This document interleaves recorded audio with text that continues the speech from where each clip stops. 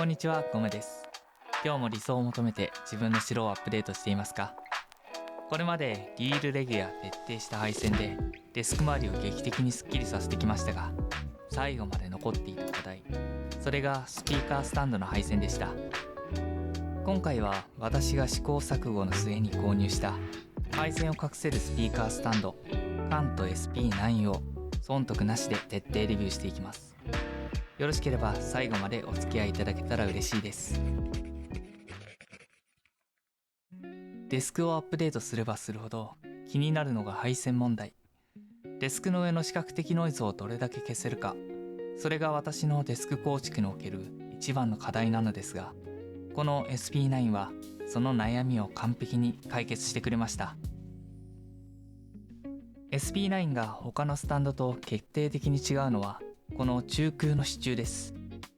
通常ケーブルは支柱の後ろを這わせるだけですが、これは中に通せる支柱そのものが配線隠しになるんです。設置した瞬間デスクからケーブルが消える。これこそが私が SP9 を選ぶ唯一にして最大の理由です。ケーブル嫌いな私もこれには思わずにっこりです。以前は同じカントの SE2 を使っていることもありました。下部にガジェットを配置でき、肩持ち設計のデザインは最高にクールなんですが、問題点が一つ。それが背後から垂れ下がる配線が丸見え問題でした。ケーブルが常に視界に入るので、ケーブルカバー、ホルダーを使用して四苦八苦した結果、SE4 から別のスタンドに変更しました。その後もあれこれ遠回りをしてしまいましたが、最終的に SP9 に買い替えました。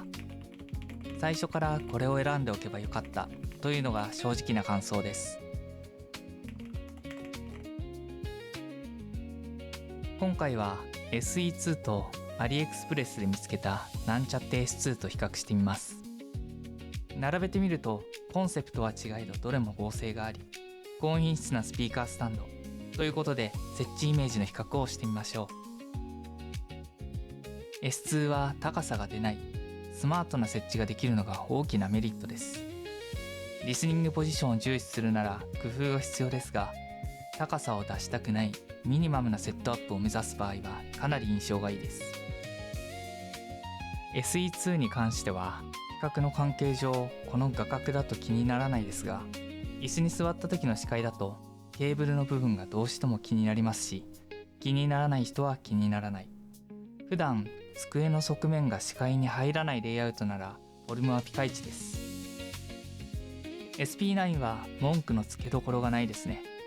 場所を取る、他に比べて少しコストがかかる以外は最高です。高さはツイーターの位置が座った時に耳の高さに合うので私的には完璧です。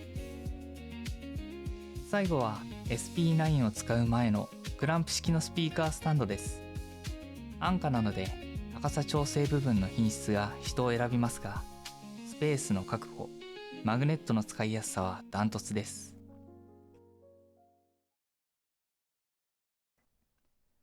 今回紹介した SP9 はデスクの配線を極力排除したい方や、